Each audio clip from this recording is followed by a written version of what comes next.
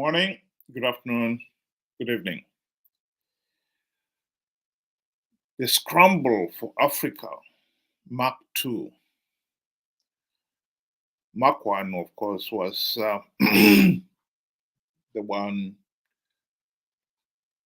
following the end of slave trade that saw Africa being divided among the Western countries, in particular, as colonies. What we are seeing now is the Scramble for Africa, Mark II. Colonial colonial rule of Africa ended with the end of apartheid in 1994. That's 30 years ago now. And now it looks like the West, led by America, China, and Russia, are all vying for influence of Africa. Most African leaders right now, they are in China for the so-called 2024 China-Africa cooperation. And here is a speech by the China president on the occasion. The China-Africa relationship is now at its best in history.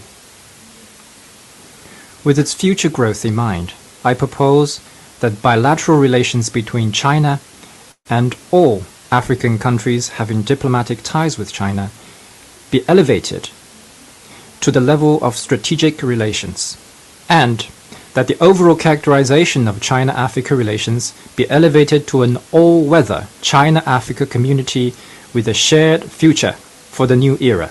China and Africa's joint pursuit of modernization will set off a wave of modernization in the global south and open a new chapter in our drive for a community with a shared future for mankind. China is ready to increase exchanges of governance experience with Africa. Support all countries in exploring modernization paths befitting their national conditions, and help ensure equal rights and equal opportunities for all countries. China is ready to deepen cooperation with Africa in industry, agriculture, infrastructure, trade and investment. Promote exemplary, high-quality Belt and Road cooperation projects and build together a model for the delivery of the Global Development Initiative.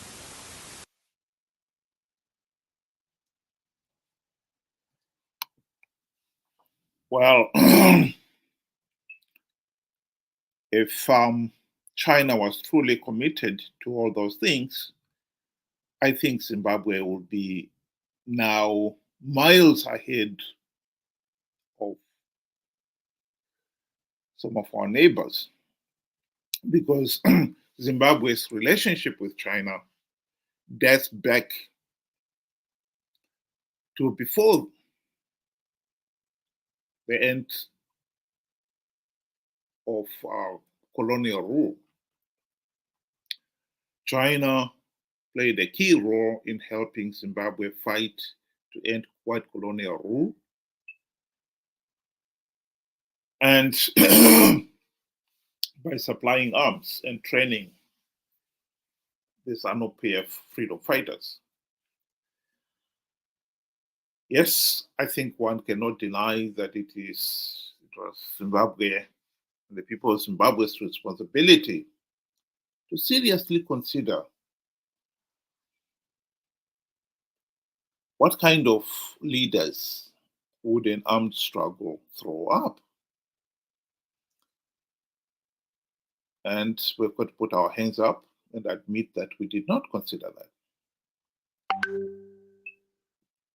And we paid the price for it. because without any doubt, the Liberation War did throw up the kind of leaders who were only interested in replacing the white colonial rulers, taking their place, so that they became the new oppressors. And we've been stuck with them ever since. At the end of the War for Independence, ZANU-PF thugs turned their AK-47 rifles onto the ordinary people. And the people were told in no uncertain terms that the regime wanted absolute power. Starting with the 1980 elections, although it was part of the Lancaster House agreement that all fighters will be withdrawn during the election campaign. ZANU-PF did not withdraw its operatives. Many of them were left in the field, and they were instructed to tell the people that if ZANU-PF does not win the election, the Bush War would continue. And make no mistake about it, the people voted to end the Bush War. I think it would be naive to think that anyone would argue with somebody looking up the business end of an AK-47 rifle. And so we accepted ZANU-PF rule of Zimbabwe. And as soon as Mugabe and company got their feet under the desk, they set out to consolidate their hold on power. And so we've been stuck with the regime ever since. And it must be said, China played its role in helping ZANU-PF consolidate its hold on power. Make no mistake about that.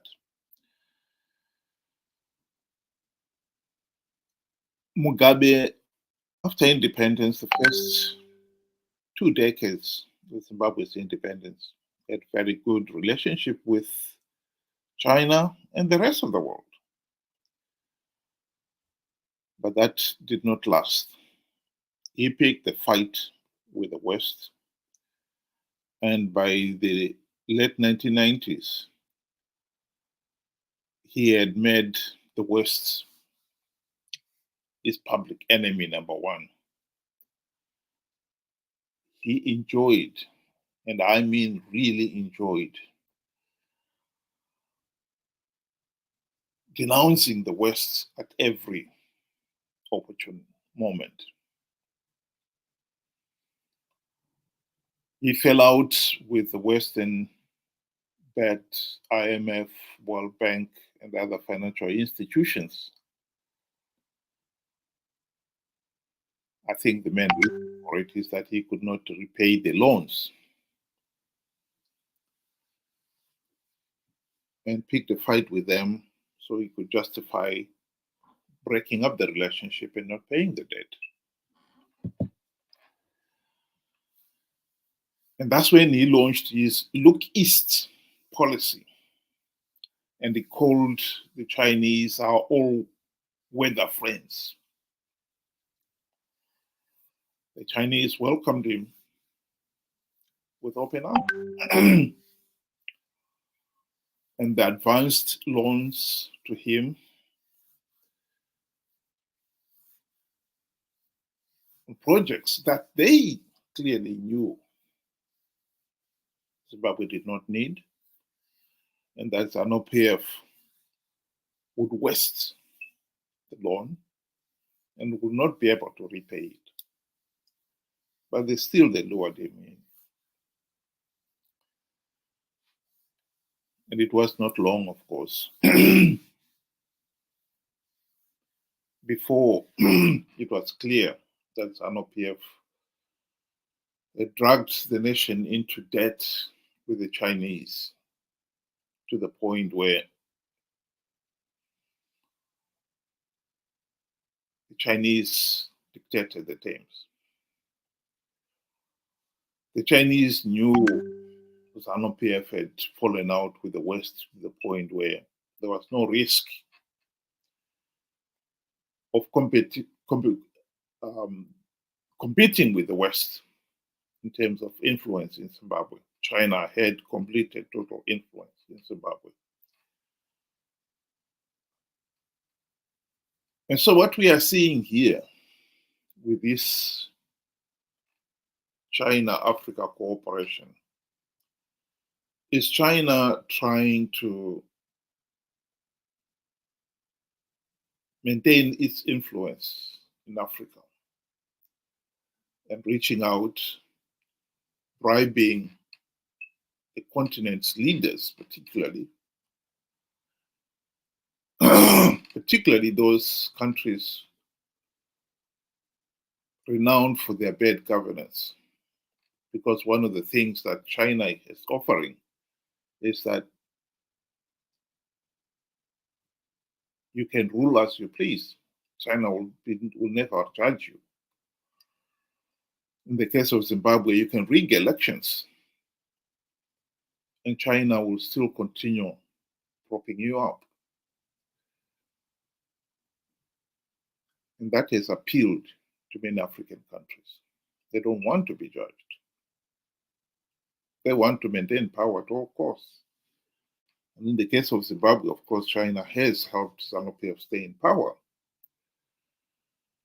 And there's no doubt that the Chinese have paid the bill to make sure that ZANU-PF stayed in power. But to come back to this China-Africa cooperation and what the Chinese are now offering, I think the kind of projects and cooperation that the Chinese are offering, they are offering the rest of the African countries, not to Zimbabwe. We have not seen any infrastructure development in Zimbabwe, and yet the Look East ZANU-PF policies is more than 20 years old. As soon as the Chinese realized that Zimbabwe was up to its ears in debt, they realized they didn't have to bribe them anymore, to sweeten their bribes anymore. The Chinese have got us where they wanted us.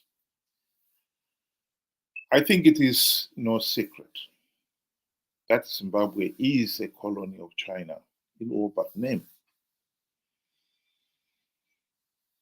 And the Chinese have been looting Zimbabwe's resources. Thanks to their influence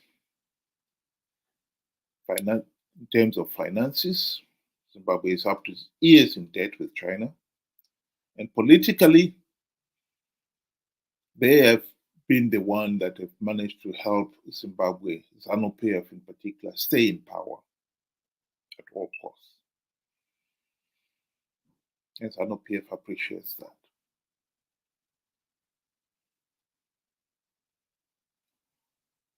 We in Zimbabwe, if we want to see any meaningful political change, the challenge of achieving that is a real serious challenge. We are not going to achieve that easily. That is the truth. The Chinese are not interested in making that easy for us. It is not in China's interest that Zimbabwe becomes a healthy and functioning democracy. And so we are finding ourselves in a situation where we are not just fighting this ZANU-PF to end the dictatorship, we are also fighting China. We still have a chance of ending this ZANU-PF dictatorship. I say we still have, because we did have a chance, particularly during the 2008 to 2018 GNU. Mugabe bribed Morgan Tsvangirai and company, and they forgot about implementing even one token reform.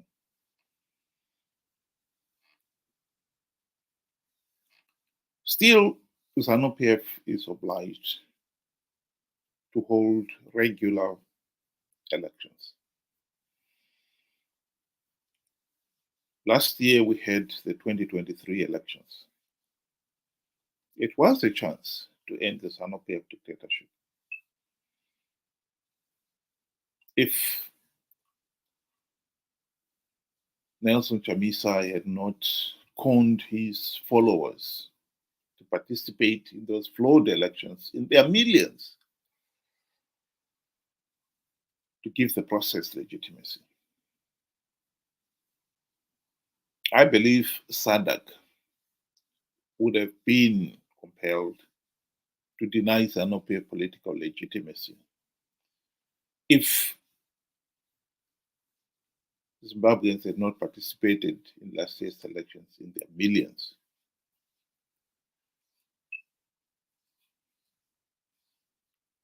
We still face the same challenge come 2028. If Chamisa persuade his followers to participate in 2028, and the signs are that they will cooperate, they will participate in the 2028 elections, even on the basis of yet another chaotic promise as the one last year that he had plugged all the vote-taking loopholes, when clearly he had not done so. But if he was to make the similar promise, I think it is clear that they will participate. Our task, therefore, is to make sure that these Chamisa Chete Brigade do not participate in another flawed 2028 elections. Because if they do, they will give ZANU-PF legitimacy. And as long as ZANU-PF remains in power, I think we can be certain that the looting of Zimbabwe's resources by the Chinese will continue, because Zimbabwe will remain a Chinese colony in all but name. Thank you very much. Have a good afternoon.